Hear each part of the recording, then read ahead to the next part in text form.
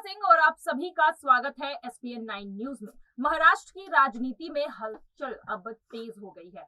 महाविकास आघाड़ी की सरकार खतरे में बताई जा रही है। वहीं दूसरी तरफ ठाकरे परिवार के दाहिने हाथ कहे जाने वाले एकनाथ शिंदे ने अब शिवसेना को धोखा दे दिया है और अपने बगावती तेवर को दिखाते हुए अब वो जाकर गुवाहाटी में बैठ चुके हैं अपने साथ 40 विधायकों का समर्थन लेकर। लेकिन इसी बीच संजय राउत का लगातार जो है एकनाथ शिंदे पर हमला बरसते हुए दिखाई दे रहा है। यहाँ पर संजय राउत ने कई सारे दावे भी किए हैं और यहाँ पर उनका कहना है कि जो विधायक गुवाहाटी में जाकर बैठे हैं उनमें से 20 विधायकों से वो कांटेक्ट में हैं और उनका समर्थन अभी भी शिवसेना के साथ है। साथ ही उन्होंने ये भी कहा है कि आगे चलकर वो एक बड़ा खुलासा भी करने वाले हैं इन बाकी विधायकों को लेकर। चलिए इन सभी मुद्दों पर आज हम बातचीत करेंगे और हमारे साथ मौजूद है दीपक आपका बहुत बहुत स्वागत है। दीपक, जिस तरह से अभी महाराष्ट्र की सियासत गरमाई हुई है, देखा जा रहा है कि शिवसेना पूरी कोशिश कर रही है अपनी तरफ से सरकार बचाने की, लेकिन वही उद्धव ठाकरे कहीं ना कहीं हार मानते हुए दिखाई दे रहे हैं। जिस तरह से उन्होंने मुख्यमंत्री आवास खाली कर दिया, मतोश्री में जाकर वो रहने लगे, तो क्या यहाँ लग रहा है कि शिवसेना तो अभी डटी हुई है? संजय राउत का यही कहना है कि अभी भी हमने हार नहीं मानी है, कुछ भी अभी जो है गलत नहीं हुआ है, अभी भी सरकार हमारी ही है। लेकिन दूसरी तरफ अगर हम उद्धव ठाकरे के रवैये को देखें तो वो तो लग रहा है कि उन्होंने हार मान ली है। तो इस बीच अब किस तरह से समझा जाए महाराष्ट्र की राजनीति को? देखिए, सबसे बड़ी बात यहाँ पर जो एकनाथ शिंदे की कुछ शर्तें हैं, उनको अगर आप ध्यान से देखें तो वो शिवसेना के खिलाफ नहीं जताती। पहले भी गठबंधन था शिवसेना और बीजेपी का हिंदुत्ववाद को लेकर, लेकिन उसके बाद एनसीपी और कांग्रेस के साथ यहाँ गठबंधन में आना सरकार बनाने के लिए। आपने कहा कि उद्धव सरकार की हार होती नजर आ रही है। हार वहां होती है जहां जीत हुई हो। अगर आप गठबंधन में देखें तो जिस तरीके से उद्धव सरकार यानी शिवसेना के हालात है कि आपको जीत लगती है इन सब चीजों के बावजूद, बिल्कुल नहीं, क्योंकि शिवसेना गठबंधन के दम पर टिकी हुई है। अगर गठबंधन हटना शुरू हो जाए, शिवसेना यानी कि उद्धव सरकार पहले से ही टूटी हुई थी, तो जीत उनकी कोई बड़ी ज्यादा जीत नहीं थी। बस शिवसेना को बचाने के लिए, महाराष्ट्र में उद्धव सरकार को बचाने के लिए एक तरीके से गठबंधन का यहाँ पर सियासी खेल चल रहा था।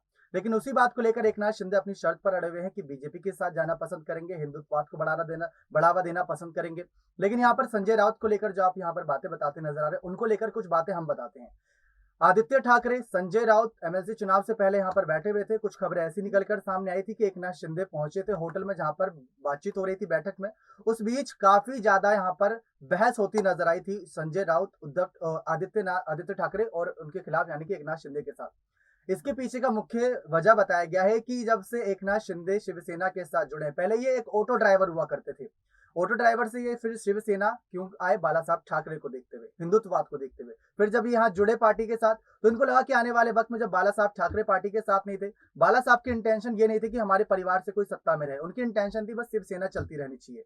लेकिन फिर उद्धव ठाकरे जो से पहले किसी राजनीतिक मंच पर नहीं यहाँ पर आए थे, लेकिन सीधा अचानक से यहाँ पर मुख्यमंत्री बना दिए गए। फिर आदित्य ठाकरे को यहाँ पर अयोध्या दौरा करवाना, तो ये बातें चुभती हैं उन नेताओं को जो बहुत लंबे समय से हैं। उनमें से एकनाथ शिंदे हैं जो बगावत कर रहे हैं। जी बिल्कुल, और यहाँ पर बगावती तेवर अपनाए हुए हैं एकनाथ शिंदे, लेकिन अभी उनकी मांगे जो है साफ है कि आप बीजेपी को जो है अपने में शामिल कर लीजिए। लेकिन यहाँ पर शिवसेना के साथ वो अपना समर्थन देते हुए भी नजर नहीं आ रहे हैं। और इसी बीच अब शिवसेना की टेंशन बढ़ चुकी है। वहीं दूसरी तरफ बात करें गठबंधन की, तो यहाँ पर अगर बात करें तो बाकी पार्टियां यानी कि कांग्रेस पूरी तरह से अब जो है यहाँ पर अपनी सरकार बचाने में लगी हुई है। इसी क्रम में देखा जा रहा है कि प्रियंका गांधी भी मुंबई पहुंच चुकी है, लगातार मीटिंग की जा रही है। वही एनसीपी की बात करें तो यहाँ पर शरद पवार भी अपनी तरफ से लगातार मीटिंग कर रहे हैं। लेकिन इन सभी के बीच संजय राउत का कॉन्फिडेंस कहीं ना कहीं यहाँ पर देखने को मिला है शिवसेना को लेकर। यहाँ पर संजय राउत लगातार यही दावे कर रहे हैं कि सरकार कहीं नहीं गई है, अभी भी शिवसेना की सरकार बरकरार है। लेकिन दूसरी तरफ इस्तीफे की भी बात हो रही है यहाँ पर उद्धव ठाकरे की, कि उद्धव ठाकरे ने जिस तरह से कल लाइव सेशन किया फेसबुक पर और उन्होंने जिस तरह से बातें कही कि वो इस्तीफा तक दे देंगे, तो ये दोनों बयान मैच नहीं कर रहे। जिस तरह से यहाँ पर खुलासे की बात कर रहे हैं कि हम बगावती नेताओं को लेकर खुलासा करेंगे, संजय राउत इस तरह की भी बातें करते हुए नजर आ रहे हैं। तो यहाँ पर संजय राउत जो है किस बिना पर इस तरह की बातें करते हुए नजर आ रहे हैं? देखिए, आप संजय राउत के बयान की तरफ अगर आप देखिए तो उन्होंने साफ कहा है कि उद्धव सरकार एकदम सेफ है और विधायक हमारे भी झोली में है। ऐसा नहीं कि हम सरकार इतनी आसानी से गिरने देंगे। तो ये बात कितनी हकीकत है, कितना झूठ, ये उद्धव के बयान से साफ पता चल गया, जो उन्होंने लाइव सेशन के दौरान कहा। उन्होंने कहा कि अगर मेरे नेतृत्व से किसी को परेशानी है, मेरे यहाँ पर सलाह मशवरा से किसी को परेशानी, मेरे कार्यकाल से किसी शिव सैनिक को परेशानी, तो मुझको आकर बोले। अगर कोई भी मेरे विरोध में है, मैं तुरंत ही इस्तीफा देने को तैयार हूँ। ये उद्धव ठाकरे का पर्सनल पॉइंट ऑफ व्यू है। अब बात आती है संजय राउत की। संजय राउत का ना जाने ऐसा क्या फायदा उद्धव ठाकरे के साथ जुड़ा हुआ है कि उनके साथी समर्थन में नजर आ रहे हैं।